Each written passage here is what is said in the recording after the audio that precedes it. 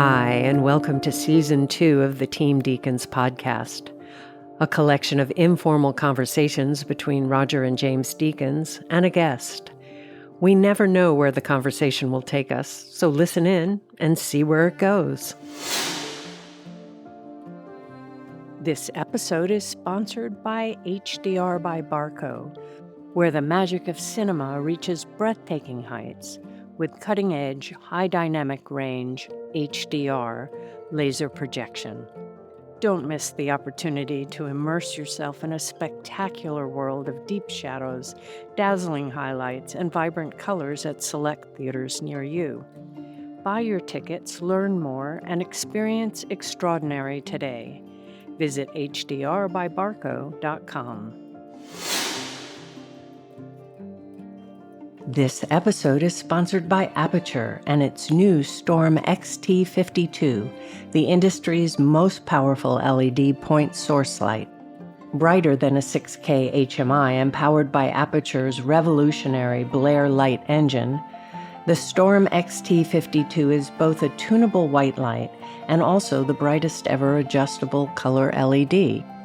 Storm XT52, unrivaled output, only from Aperture.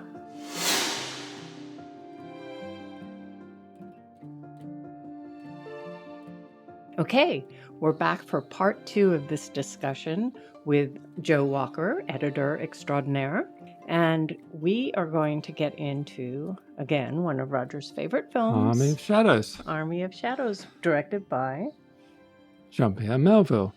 Correct. Wow, I got it right. And we'll do a deep dive into this film.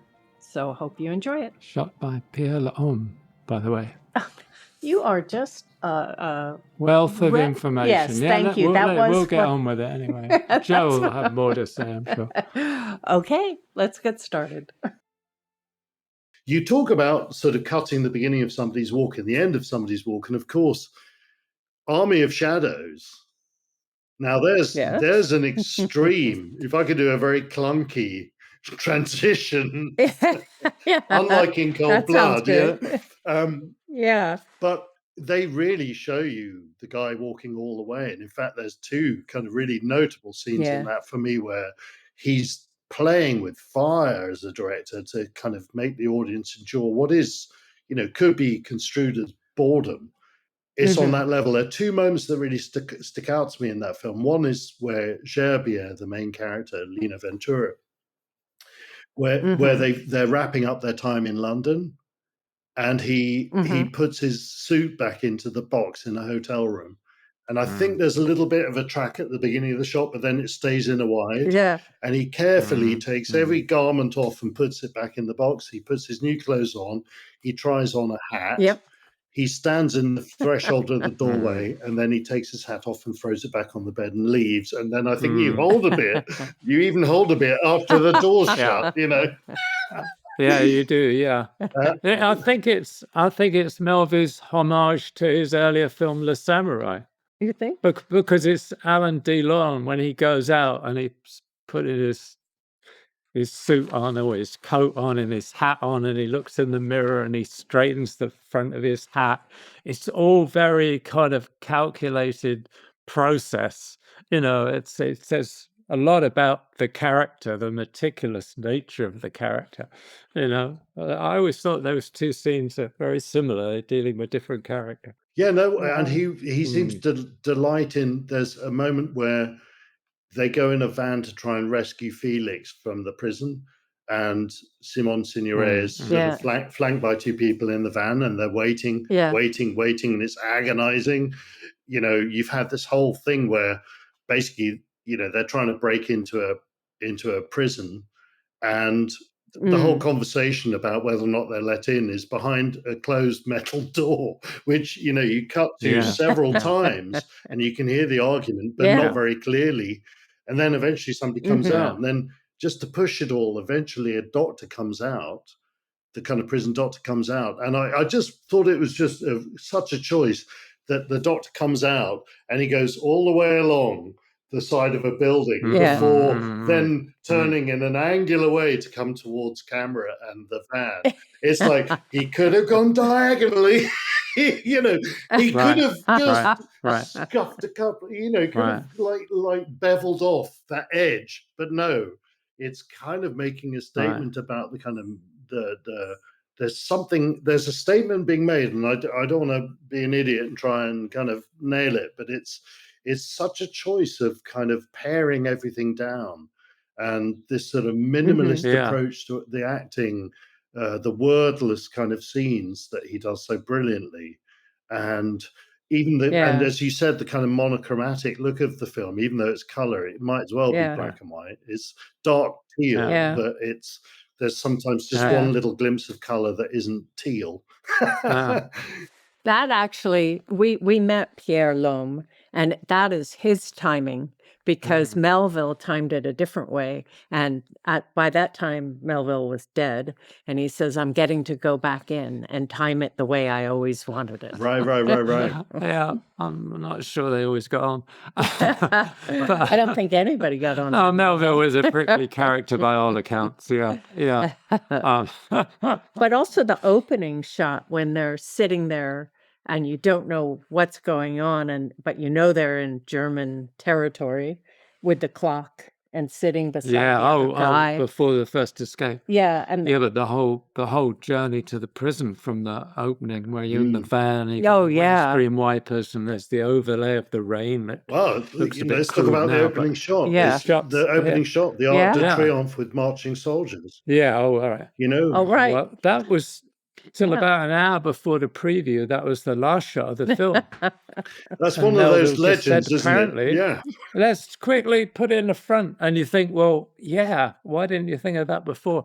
But it's like just horrendous idea, isn't it? You know, it's great. It up. But that whole sequence in the rain with Gerbier being taken to the prison camp on the road, but he's being taken by French guys. Yes. But you've already set up the Germans in the occupation, and everything is played so long. But don't you? I find it incredibly tense. Yeah. But is that just me and the kind of the filmmaking I was brought up with? No, I think it's enormously tense. It's like I mean, what he does, I think that scene, James, you mentioned, you know, where the kind of there's a scene where, you know, he's captured and he's taken off to the Gestapo headquarters at the Hotel Majestic in Paris, and he's deep into occupied France. I mean, the South was kind of run by a proxy government, the Vichy government, wasn't it? So it was like a little bit. That was their milieu. That's where they could kind of move around, you know, crystal radios and sort of and get people out of France and into France and things. Yeah. But in the north, you feel as though you're under the kind of iron grip of the Nazis. And it's so clever, that sequence. It really is. I think it's an editing miracle. You know, that the precision of it, and the precision of the camera work, and the way that it all seems to kind of pivot around the guard's gun.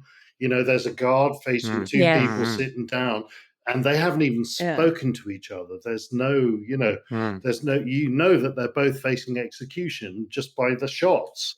You know, otherwise it's just a scene that could be in a different context. It'd be two people waiting to meet for a job interview. You know, it's nothing is given away in the words. And then you've got that damn clock, which is the first shot of the sequence, just getting more and more deafening. And but what I'm really alluding to is the fact that it's like slow, fast. Yeah. No, the violence is so rapid when it happens. Yeah. Isn't it? And then you have this incredibly long shot of Lino Ventura running away, ends up in a barbershop. And you're thinking, well, the guy that he was sitting with, he set him up so he could escape. That's exactly what I was going to say. He was so fixated with survival.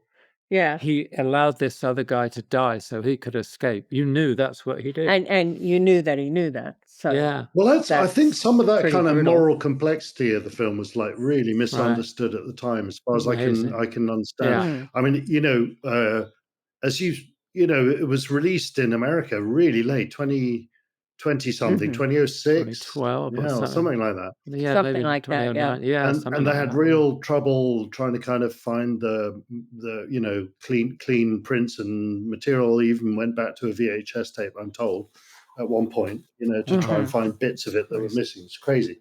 But at the time, as my understanding of it, I'm not an expert, but it was, that de Gaulle, who'd been the hero of the resistance in his, while staying in, he was sort of, protected in London, wasn't he? And he was seen as the great hero. But by the time of the 1968 riots and the sort of Parisian riots, and even, stories I heard about people trying to burn the curtains at Cannes, like they really were. They were steaming angry with de Gaulle as an authoritarian. Wow. And they despised the depiction of the resistance as purely heroic. And in fact, I kind of feel like Melville, maybe too subtly for his own good, is pointing towards a number of things about the resistance that were really, counter the propaganda Brutal. at that time.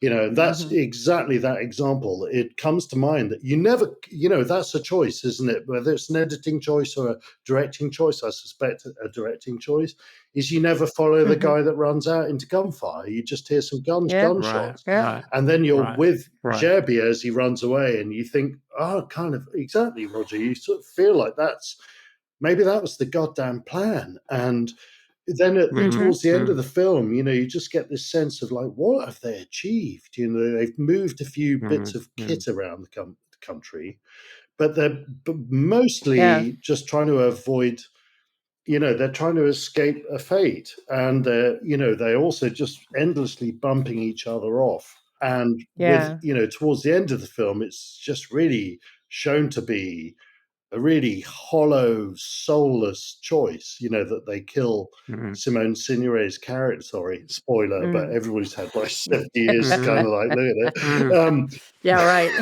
But I mean, there's something vicious about it.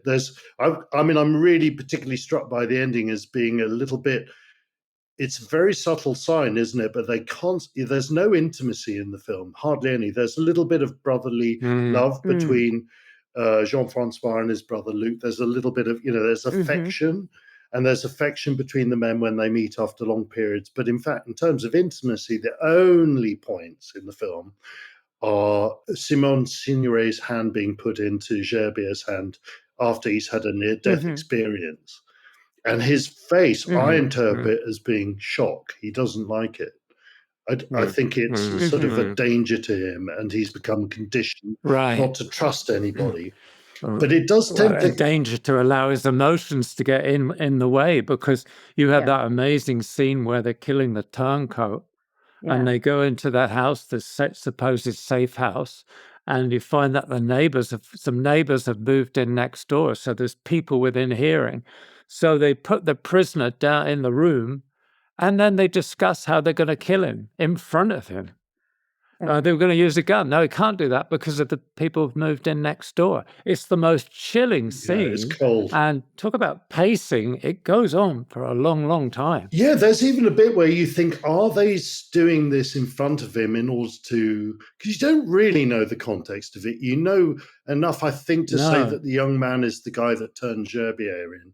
So you know that there's going to be a potential kind of cleansing of the resistance. But you don't really know that it isn't going to be a kind of who do you know, a torture kind of interrogation scene. So there's a bit where it goes on so long, you think, is this like, are they trying to kind of get him to squeal? And it makes it, right. But again, as I say, the moral complexity of the film is very subtle. It feels like it's so cold and soulless that they actually then methodically go through binding him and trying to find bits of cloth in the apartment, to the house to tear up. And, it's all with his kind of... to grot him, to grot him, exactly. It's grotesque. Yeah. And then you find that they say they've never done it before, because the new recruit into the resistance says, I can't do that. You're used to it, or you're hardened. And Gerbier says, you think we are? I've Well, never done this. let's be But it honest, does- they blame the British, don't they, for not giving them silencers? Yeah. But it does makes what they're doing more real. I mean, it's not romanticized. They are they're part of this resistance that is incredibly dangerous. Simone had the picture of her daughter, and that was her downfall. But you can't allow that humanity if Right. you're going to go forward. And so they voluntarily did that because they believed, I do believe they believe in the cause. Right. But I think that's the really unfair thing about de Gaulle. Yeah, most Brits, my dad hated him. Mine too. And I can understand it. I mean, that was the thing. But really, the character de Gaulle in the film is just standing for free France. It's not a political message in any sense. He is the figurehead of the people that are trying to, maintain France as a free country.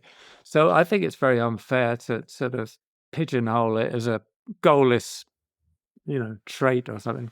It's funny about the intimacy. There's the other scene that really drew my attention is a scene where he's in London, and the London sequence is actually sort of compared to the rest of the film is kind of rather surreal and kind of got a comic undertone. Yeah. Like, for example, the fact they go and see Yeah. they go and see Gone with the Wind. Yeah. It's, Yeah. But there's the scene. You almost think that Melville didn't really understand British culture at that point. It seems such a sort of Well, look, it reminds me of a family story, and it feels like he does. I think he touches on something that is, from what I've heard, very true to the time, which is my mum was like, at age 17, she got a job in 1939, can you believe, at Downing Street, and she ended up being Churchill secretary during the war. So she told me about this, something that happened to her, which was with the money that she was earning, it was the first suit that she could buy. And she was invited to a party on the South Bank, and she walked across London Waterloo Bridge, and it was in the middle of the Blitz, and it was like raining down fire. And it had been raining that day, and she looked across and she saw grown men jump into the puddles to protect themselves underneath a car. And she just sort of put her chin up and said, I'm not going to ruin the suit for Hitler, and walked through the rain of fire. It's an insane image and slightly kind of psychotic in a kind of funny way. But he does touch on that, because there's a scene where Gerbier is walking and there's like a very bad raid, very close, and there's smoke in the air and there's fire on the rooftops. And he kind of takes cover in a bar, and they're all dancing to Glenn Miller. And it's significant enough for him to kind of use it. The editor uses it as a flashback when he faces near certain death at the end of the film. There's a moment where it just flashes rather kind of weirdly to the people that he saw in that room. So it's kind of got a real significance. And again, it's a little bit what I love about Melville is he does leave things open to interpretation. You look at the guy's face, and it's not judgmental. It's more, I feel like this is the kind of world that is denied him. And he's rather rueful, I think, when he looks at it. He's baffled and rueful, Same with Simone Signoret with the hands. It's sort of, by starving the whole film of affection and intimacy, when there are moments of intimacy, it really, it sticks out. And this aligns very much with what we were talking about, shot sizes and kind of like restraint. And when finally break that and deliver a punch, it's so much more impactful. There's a tiny kind of seemingly inconsequential sequence when Gerbier has taken the flight back to parachute back into France. And there's a whole sequence in the plane with the British officer who's, giving him a cup of tea, get his parachute ready and tell him where to jump, and the light's going to go off, and he gets him a cup of tea and a sandwich, and it's all so matter of fact. And you think, I mean, if you analyze it, you think, why has that scene got to be so long? But it's there because it's really tender. There's a real appreciation of each person's role in the war, and they have to just normally. This is what they do. Mm. You know, I thought that was actually one of the best scenes in the film because it's so quietly played and emotionally resonant. Yeah. Yes, it's the And lovely it's RAF guy with the kind of Terry Thomas moustache, Yeah. and he's sort of like Yeah, yeah. serving the guy with like hot tea and sandwiches. It's truly touching, the tenderness of it. You're right. Yeah. Yeah. Yeah. And then there's other such tragic things like Jean-Francois never knew his brother was the head guy. I just find that so sad. And then they never knew. They just thought Jean-Francois got cowardly and walked away from it, when in actuality he went back into the prison and Mm. just disappeared. They never knew what happened to Mm. him.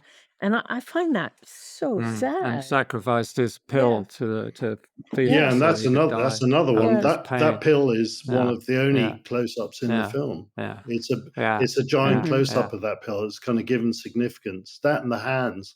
It's kind Yeah. of like there's so Yeah. little that close in the film. It's obviously of Yeah. significance. Well, it's because they're so removed. Yeah. His choice of actors is really good as well. I think that's one of the things. Jean-Francois is played, of course, by Vincent Cassel's dad, which I think is kind of wonderful. Yeah. But Yeah. his sort of Yeah. his choice of characters, like for example, the barber is kind of a brilliant piece of casting. I don't know much about it, but I do know that the guy he'd been known for playing collaborators. So, you know, for those that haven't seen the films, you know, Oh. Gerbier is sort of on the run from having escaped the Gestapo in the Hotel Majestic scene that we talked about earlier. He goes straight into an empty barber shop. And there's a long scene, which I think is really one of my favorite scenes in the film, where it's just the suspicion of two people looking at each other, not knowing whether one is a collaborator or not. Yes. And there's all the kind of cleverness of the casting is that the guy had played, you know, Nazi sympathizers in the past. And yet he was he's kind of, it's morally complex as a, you know, it's a complex choice because he was also a very beloved balladeer singer. So he had he had both, you know, he had the yin and the yang of it in one casting, but, you know, he surrounds the shot in sort of propaganda posters, which really throws Gerbier off the scent. He looks up at a kind of some poster that seems to suggest that he's in trouble. And it's only right at the end of the scene where all is revealed and he's protected by the barber and given a different coat to get into. Yeah, swaps his coat. Yeah. Without dialogue, you know. Yeah. And also the Lena Ventura, who is so great in that, did not want to do that movie because he had worked with Melville before and never wanted to work with him again. And Melville had to work and get him to do it. And they barely spoke on set. Yeah. So maybe that's part of his character too. But it's also interesting that Melville supposedly was in the resistance himself. And the story is based on the writings of another resistance member who wrote Army of Shadows, a book, and we've read it. I mean, it's fairly faithful to the book, isn't it? It's actually, though, it makes really interesting changes, and it's an adaptation that seems to me closest to the spirit of the book than I've ever seen, because there were differences in that book. It was very hard to find that book too, because it's completely out of print, but it's a wonderful book as well. Book. Yeah. But his experience as a resistance fighter is kind of curious because it would have been younger men. Is it like that in the book? Because these are all older men. You know, only Jean-Francois and the nipper who gets garroted. You know, it's mostly old guys trying to kind of survive. And that feels slightly different from, you know, Melville himself would have been in his early 20s, I think. That's true. Yeah. That's a good point. Yeah. The scene in the barbershop reminded me very much of Melville's first film. Have you seen Silence of the Ocean? I haven't seen it. It's a film set during the war, and it's about this German officer who's billeted to a French farmhouse. The French farmhouse is just an old guy and his granddaughter. The whole film virtually takes place in the front room. And the old man and his daughter refuse to talk to this officer because he's a German, he's a Nazi. But every evening they have to cook him a dinner. So the Nazi comes back from work and sits at the table and tells them about his day. And you'd think there was nothing in this, but it's so tense and so touching. And right at the end, the Nazi officer comes back and from one day and says, I won't be here tomorrow. I'm leaving for the Eastern Front. And he's basically got the death sentence because he's actually fairly left. He's not really an ardent Nazi, and somebody's found it out. So they're sending him to Russia. And he says all his goodbyes to the old guy and the daughter, and he's walking out there, and the guy says goodbye or something like that. Just one word. And it's so, doesn't it? It really hits you at the end of the movie. There's been this whole dismissal, but by the end you realize, they're poles apart, but they're human. Yeah, it's really, and the barbershops like that. It's obviously not a whole film, but you have that sense of these two characters kind of feeling each other out, and then that wonderful moment where he offers him the coat, the disguise. Yeah. And I think by making the characters older too, it makes sense that if they were younger, they might be idealistic and rah, but these are beaten down guys that are still doing it, but are more matter of fact about it. There's no lofty ideals. They're just going to do this and do their best. It feels more dogged, doesn't it? Yeah, dogged. Yeah. That's the word. Yeah. Yeah. Melville apparently was in love with American gangster movies and film noir. And you can tell it by the hats. But his gangster movies are to die for, aren't they? Dirty Money and Red Circle and stuff. But it's interesting. You think he had seen In Cold Blood because this is 2 years later.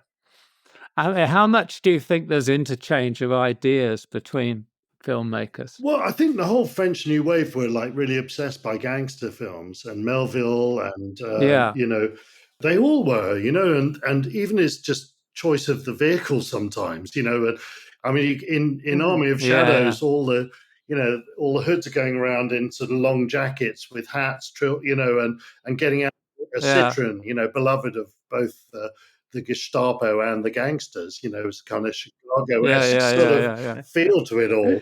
Yeah. And I think, I don't know, that infuses them both, doesn't it? There's a strong element of the kind of film noir in both films. It's kind of a neo-noir, isn't it? If we're going to put our finger on it. There is, isn't there? And I kind of sometimes and he spends so much time, both films spend a lot of time looking at vehicles moving, and people transporting. I mean, in fact, all of Army of Shadows is just one kind of transportation between one safe house and the next. And, you have these sort of long things, like, for example, there's the exchange of cars after Simon Signoret saves him from the kind of shooting range scene. They transfer, and it really looks as though it could come straight out of an Al Capone film. There's no disguising it. There's there's a real predilection for that. The sort of gumshoe feeling of the amount of time, people are traveling, and I don't know. Both films have got that. In Cold Blood as well. It just features planes, trains, and automobiles in a. Very kind of interesting looking cars and wonderful locations. It's celebrating Americana. What I'm struck by is both films were seemingly very different, but they both celebrating telling stories in a movie. Some scenes are realistic and played quietly, and the lighting might be very naturalistic, but they have these. The essence is very much you're watching a story. We're telling you a story. This is a movie. You know what I mean? And you're taken in as though you're in another reality, which you are in both cases. It's not somewhere you're familiar with, especially Army of Shadows. I mean, this is a world you've never seen before in any other, French resistance movie. This is totally different. So Yeah. Well, in many ways, it's that approach to minimalism, which is a kind of minimalism Yeah. is on the rise, and it was in musical terms, it led to things like Philip Glass and Steve Reich and, of saying, if you like Philip Glass is that thing that if you have like one thing chugging along for a long time and it's kind of quite compelling, and then when there's a massive change, it's ecstatic. It's ecstatic. It creates. You're looking at in every respect. These films are kind of very conscious of the fact that if you restrain certain things and draw attention to one small thing, it makes the whole thing sing. So that might be the choice in production design terms, like the safe house where they strangle the kid in Army of Shadows is like it's one color as far as I can tell, apart from one little bit of glass, which is sort of got some yellow and some blue in it, and it's a cinematic only language. All that it's writers can do their best to convey these things and describe them, but we have the power to kind of make them felt. Yeah. You mentioned the scene where Gabriel's he's in jail and he's gonna all the prisoners are taken down the long corridor to confront this this shooting range, basically. Firing range, yeah. The whole build-up with the flashbacks of his life going by is intensely musical. And it's the first time you've really had kind of complex, kind of classical music, I guess it is. I can't remember. But it's very loud. And then the camera pans to these Germans with their machine guns. And you realize this is going to be like they got to do a chicken run, basically. And the music stops completely. It's dead quiet. I mean, it is so profoundly shocking what you feel, because it's you've heard what happened in the war, but this is like, whoa, and then he doesn't run. Then you have this voiceover. He's not going to give them the satisfaction of him running and then being able to shoot him. He's not going to do that. But he does. And then he does for another moment of life, for another minute of life, because he's human after all. Yeah. But that saves his life, because if he hadn't have run, he wouldn't have escaped. It's kind of interesting, isn't it? Because it sort of really makes, I mean, I think by doing those flashbacks, I've got a hunch that they weren't intended. I think that they... Yeah, I agree. Yeah. Because there's even one shot of it that it isn't even a flashback. He hasn't experienced it yet. There's a shot of the book, and that's the giveaway to me that it wasn't for thought, because it actually belongs to the next sequence in time. Wow. It's when he's in the safe house and he's been left the books by this kind of philosopher, Luke. So it felt like they was, I don't want to be rude, and maybe I got it wrong, but I felt like they were scrabbling around to try and extend that sequence, to try and make it, to amplify the sense that this is it and this is the end. And but it works, so why not? It kind of does. And the music is a little bit, I watched the film, and I kind of honestly, I look at the film with a little bit, I used to write music and did some drama and lots of documentary and an endless amount of children's programs with trombones when people's trousers fell down. And there's fascinating. We should do a podcast on that. Really? Please let's not. That kind of cutting. but so I sometimes look at a film like that and I go, how do you even start? It's the hardest thing on earth to be a composer, I think. It's like, we all have difficulties, but those guys, they come in, the ladies and gentlemen of the composing department have to land their plane at exactly the right pitch, at the right time, at the right incline, or else they're going to crash and burn. And how do you even begin to think about what music is appropriate for a Melville film? I think it's way more challenging. I mean, Quincy Jones does an absolutely sensational job on In Cold Blood. And both films really know the power of not having music. They both use that to great effect. Something I've always loved is the absence and what that says. But honestly, it's sort of, he's having to square some genre difficulty there. All this gangster stuff lends itself to a kind of slightly melodramatic music, which he does kind of succumb to a lot in Army of Shadows, I think. And he's also trying to kind of play a historical beat. So there's, there's a famous revolutionary chant, a sort of resistance chant, which is referred to in the theme. The first 5 notes are from the chant, which you'd recognize, but they're quite common notes, so it's not like entirely there. So he's sort of bending that way a little bit. You can't, in a way, what he's providing is the high drama that's going on that isn't being shown.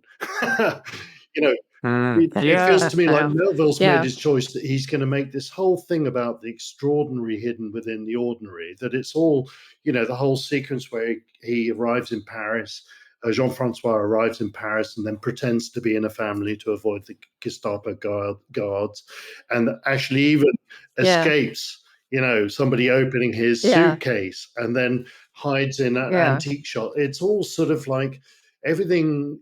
Sort of the ordinary world is the kind of is the setting, and as a composer, he has to kind of show the high drama that's going on inside their minds, and it's actually kind of rather, it's a good use of music, I'd say, because it's kind of showing you something that isn't already there. There's nothing worse than music that's Mickey Mousing the event, unless it's a cartoon and you're just doing it for thrills and spills. It's you really want your music to be kind of putting blood in the veins of a film and stopping them being about sequences and shots and start it being about feelings and moods and things that you might not, be seeing. The music is like really special. For my taste, it's too much. It's kind of very melodramatic, but as I say, only because I look at the film and I think I just absolutely wouldn't know which way to go with this if I was hard to do the music. Yeah. It's very interesting that In Cold Blood was made the same year as Bonnie and Clyde, and Army of Shadows was made the same year as The Wild Bunch. Yeah. Do you see films that different today? I don't, all 4 of those films celebrate movies and storytelling in very different way, and they also depict the nature of society, of human beings, in very different ways, but they all 4, I think, are incredibly successful. I mean, The Wild Bunch is probably as out there as any of them, but it's a kind of wonderful movie. And when you mentioned music, it brought The Wild Bunch to my mind, because The Wild Bunch is almost operatic in its depiction and the sound and the picture and the slow motion of violence, but it's like it comes together in a very different way, and to me it has the same effect emotionally as both In Cold Blood and Army of Shadows. It's interesting, isn't it? In Cold Blood was kind of compared favorably by the critics to Bonnie and Clyde, and they saw In Cold Blood as a far more kind of mature kind of depiction of violence, and was like the gray area of the characters themselves. It doesn't kind of neatly put things into bows. There's no moralizing speeches. I mean, I think it was credited for being less sensational than Bonnie and Clyde, certainly in terms of depictions of violence. And in a way, I think Melville it feels to me like he was a victim of waiting too long to make the film that he made. I know that it's been sort of held up now as a kind of masterpiece, but at the time it made some money, but it didn't, it was panned. And I think a lot of that was the fact that he was sort of just it landed at a bad time for people to interpret it with a kind of cool mind. And maybe he, if you compare it to other films of the time, it is so much less heroic than the other depictions of the French resistance. So you kind of wonder why people didn't see that. But I would say that there was there's a lot of very hysterical thinking and very, polarized views in France at the time, But I think also people were disappointed. I remember seeing it, and you kind of by then seen Bladoulos and Deuxième Souffle and maybe Bob Le Flambeau, and maybe you're expecting something different, and suddenly you get this very bleak, existential kind of slow movie. So I think some people were very kind of Was this Melville? It There's a seemed like a very different director. homemade feeling about the whole thing as well, isn't it? It reminds me. Yeah, There's yeah. a famous film by not famous, a very unfamous film by Valerian Borovchik called The Isle of Gota, which I really love, and it's all clearly kind of knocked up in the back, in some space that was cheaply available, and it feels very handmade. Those sets, the kind of Melville's interior spaces, they're kind of really, lovingly placed, everything. And he's, I read some amazing thing that he was kind of quite prepared to really go cheap on a lot of things. I mean, we all know that the special effects in the movie, like the parachute sequence that we talked about, has got some very, very dodgy model shots. Yeah, But very dodgy. there's even a street scene, there's a scene in a bar where Jean-Pierre and Felix meet, and they go outside to be able to talk in more, and not be overheard. And the story goes that he wanted the unit to move and shoot in a street. He'd found a street that was perfect for the scene. And everybody said, you're never going to be able to kind of like erect the lights in time. And that's to light a whole street is a big deal. And what the hell are you talking about? So he got a photographer to go down there and photograph the walls. And then they blew it up and stuck it in a studio, and the actors walked past it. And the giveaway is that they walked past the same door twice.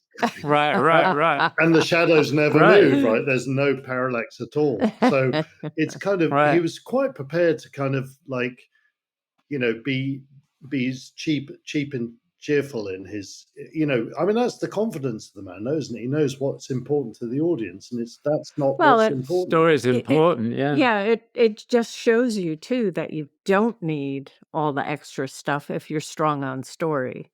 The fact that that movie is incredibly compelling, even though it's not perfectly good technically, but that's more important than a perfectly good technical film that has no story. Yeah, I think if you made it today with AI and everything was perfect, it couldn't be any better. It might even be distracting in some sort of way. Yes, because it's just the kind of quiet kind of sort of homemade kind of quality of it actually maybe is it's part of its strength in some strange way. It's curious as well, isn't it? I just return a little bit to the kind of confidence of the director to be able to kind of play things out as long as he does. It's kind of like it reminds me a bit of watching, like Tarkovsky is a similar deal. I think sometimes that, Solaris and these are films that they're kind of slow, but in a really interesting way. And it's almost like an antidote to what's around us at the moment. It's almost imperative that you try watching those films. I kind of like a great believer. Me and Denny often talk about the film gods, slaughtering goats to the film gods, and I'm sure he would have done with you. And it's like a little bit like, what does that mean? It means that you try and vary your diet a little bit, and you subscribe to the Criterion channel and Mubi, and you try and watch some of these slower films and see what it does to your brain that's different. And I just know, I think Melville pushes it now with modern eyes. I feel like he's pushing at the edge of boredom. He is pushing, but it's still got this thread that's very powerful, and it creates kind of like a nihilism and a mood of pessimism and darkness. Just the uneventfulness of things sometimes kind of draws attention to that. There's a slight pointlessness to it all. And,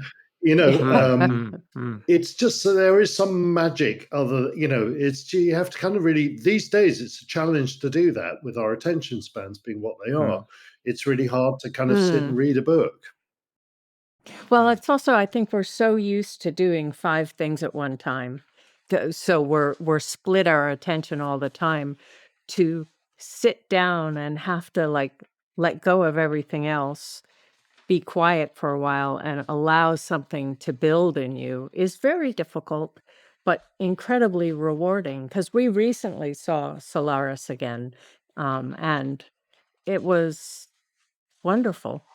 even if you don't understand everything, you understand the feeling, and that's what you came for. Well, So talking about slow, suspenseful beginnings, I mean, it's just a camera draping across reeds in water, right? With the yeah, sound of bark right, on an organ. It's kind of yeah, so kind of beautiful and painterly, and it's just doing something and else. it works. Oh, that's it. It's like, yeah, Why? the But it conversations with Denis about sometimes something works. You don't really know why, but it has an emotional effect on you. And you can't put it in words, but that's film. That is film and imagery, isn't it? Mhm. Kind of Yeah. when you're on Music set, and I mean, do you ever kind of like say, the timing of acting and the speed at which somebody does something is like, are you when you know that you haven't got the coverage to cover it, are you trying to do you help shape that? Do you kind of like invent a bit of business to cover something up? Or, or do you kind of, how do you know that a track works at that speed and not at that speed? Because it yeah, feels right. yeah, it just Yeah. feels right. It's an emotional relationship, isn't it? That's why I don't think AI can do it, because unless AI is emotional, and that makes them sentient and human. Yeah, and then we all better run for the hills. We all better run for the hills. But yeah, I think that it's that emotional relationship to what you're doing. You don't make a cut, do you? By philosophic, whatever the word is. Philosophical. You don't. It's not some intellectual thing. It just feels right, doesn't Yeah, it? It's an no, I mean, emotional technically what I reaction do to is it.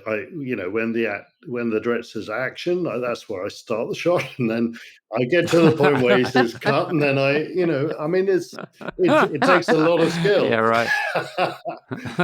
But Joe, what I always wonder is you go over the same material over and over and over again over a long period of Yeah. time, because that's what cutting is. How do you keep that state of mind of seeing it like for the first time, like 5 months into it? How do you do that? Well, I would have got on really badly with Melville.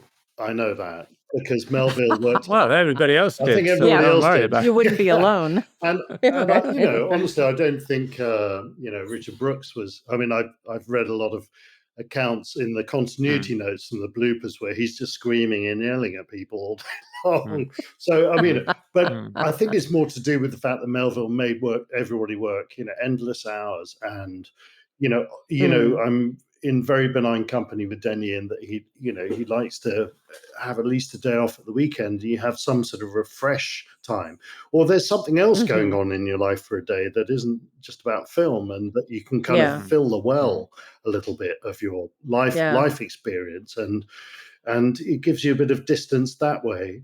I think there's also, I mean, it's, I could endlessly watch things when you're just trying to kind of that whole process with the director's cut and producer screenings and things, and you're just waiting for it to kind of click, that one screening where things suddenly click and everything is working, even if sometimes I think that there are imperfections that you say, well, look, let's not, let's stop, because okay, there's some flaws, but maybe it's like Kaplunk. You take one little straw out and the whole thing's going to collapse. You sort of, there may be imperfections, but I think this is, we've got to that point where the audience is going to feel something. And that's always seems to be the kind of object, even if largely you'll spend a lot of the time kind of, wrangling logical problems and sort of doing a kind of next version of the script type editing, which which is common, when the writing is brilliant, but it's like when it all comes together as a performance and put together, sometimes there are things that just, some things work, some things don't quite as well, and you have to you've got a last chance to shape it. But I would say that distance that you talked about there are tricks. I mean, I use all sorts of tricks. We'll often, me and Denis will cut mute, which is weird with my background in sound and music. It's a very weird thing just to turn these speakers off. I'm in the cutting room now. We just turn the speakers off and we watch vast stretches of it. We test a cut by looking at it mute, and that that I think is very refreshing. It's different ways of seeing things. Like, you can turn it black and white. Right. You can flip the image if you want and just try and trick the brain into seeing something. You're always trying to kind of get the sense of an audience's first viewing. And of course, there is only one first viewing, and for an editor, and you have to kind of be very alive. That's one of the reasons why I say I miss that kind of communal act of looking at the dailies together, because it's felt like it really helped focus that first reaction, and yet you could balance it with the things that the filmmakers are trying to kind of avoid or kind of enhance. And normally it's a chance for somebody to kind of pass on their enthusiasm for a particular date that you might not have given the benefit to. It's always that kind of wonderful communal moment. But anyway, I've gone away from the point, which is that you try to kind of get some sort of distance so that it feels like the first time viewing. And it's funny, there's the I read, what was it? I heard a guy talking about how he'd been in a remote Thai village in one of those places which is a kind of cafe, but it's also car mechanic, and it's also a barber. And, it sells all sorts of things, and there were all these sort of disparate families sitting around on plastic tables and chairs. And in the corner of this shop was a black and white monitor with no sound, and it was playing Raiders of the Lost Ark. And he said the extraordinary thing was that even without sound, and even with a bad picture, and even black and white, people were kind of glued to it, and silent and glued to it, because the storytelling is so strong. And you get the same thing when you sit sometimes in an airplane. You look across and see what people are looking on the backs of seats.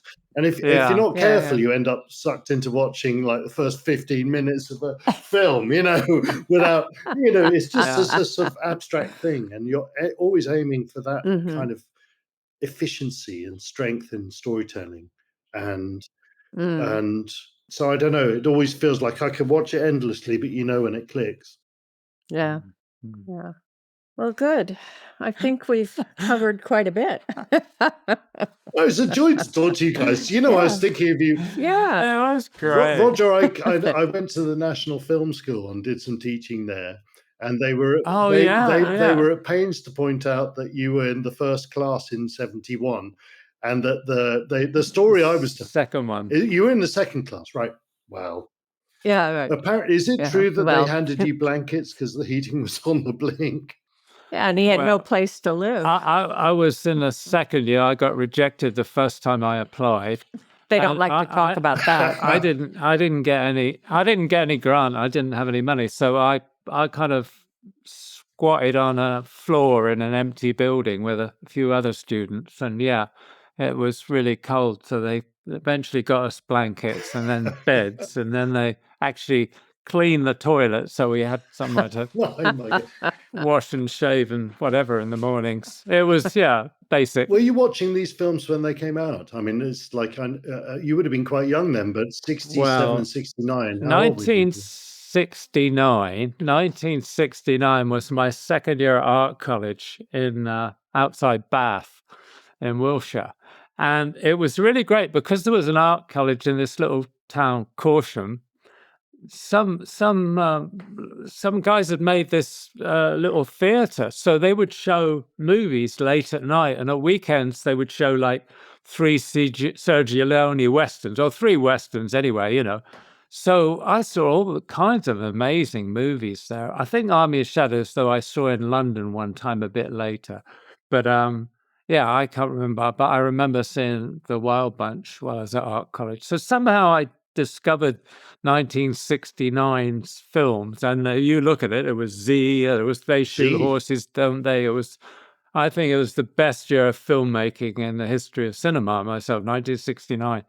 And it was like incredible. Incredible. Z was cut by the same editor. You know that? Françoise Bonneau. Nice. Yeah, she won.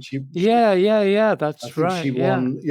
She worked with Costa Gavras for 30 years, and she did Missing in 1982. She won an Oscar for Z, and she cut The Tenant for Polanski.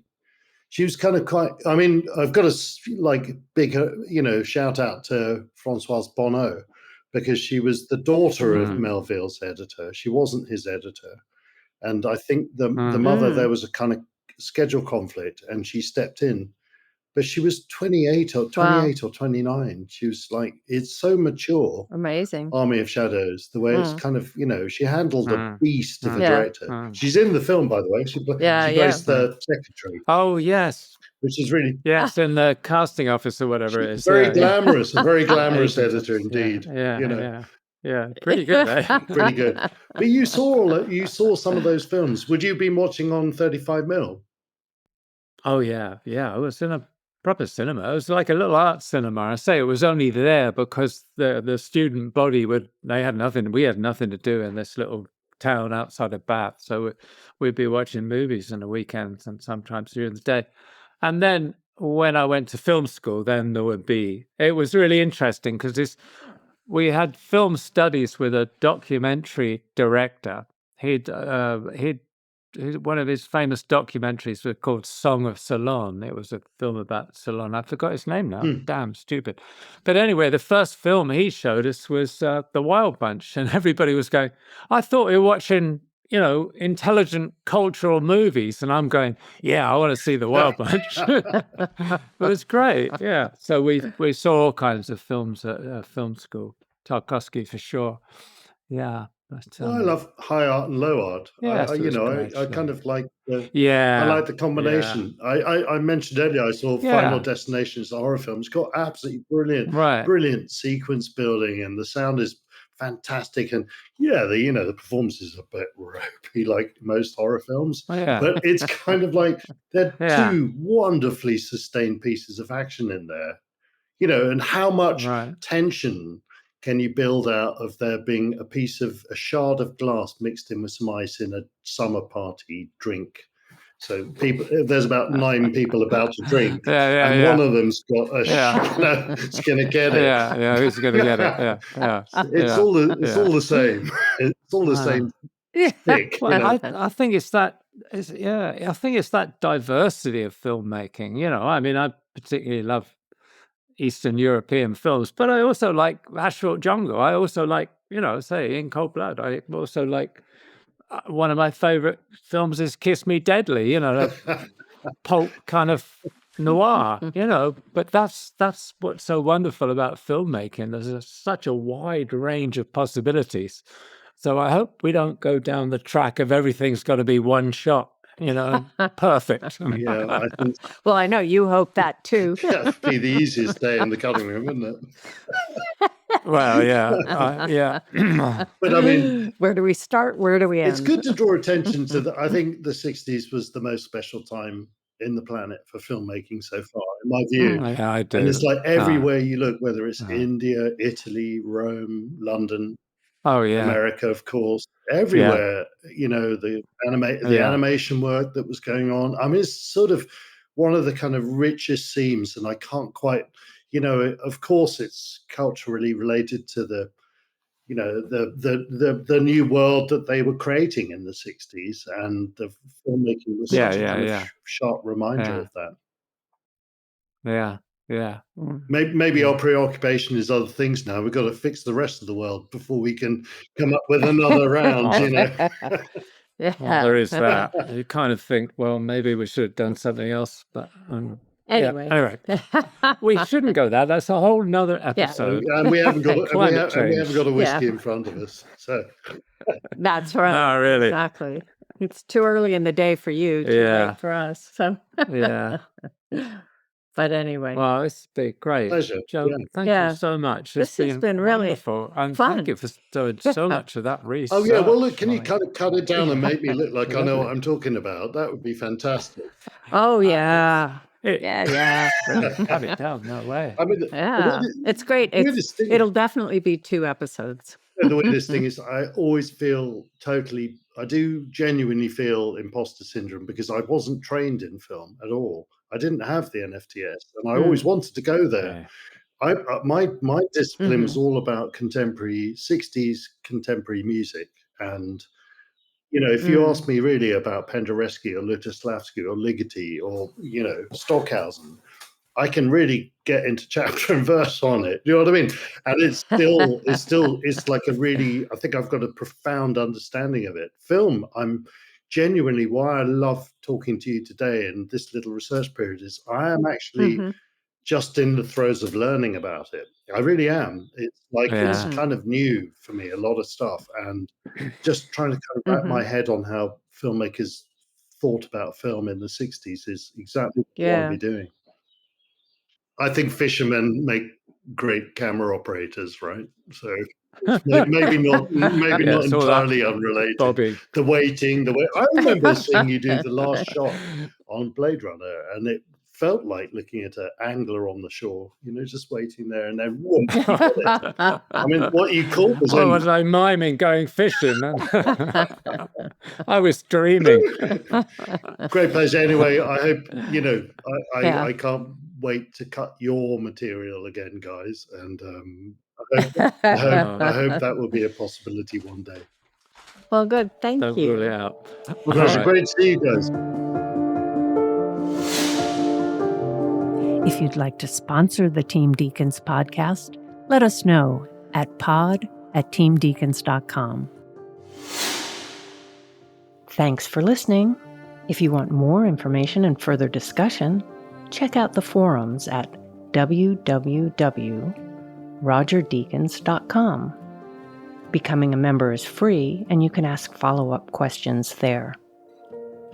And be sure to subscribe to the podcast for more new questions and topics. Also, check us out on Instagram at team.deakins. See you next time.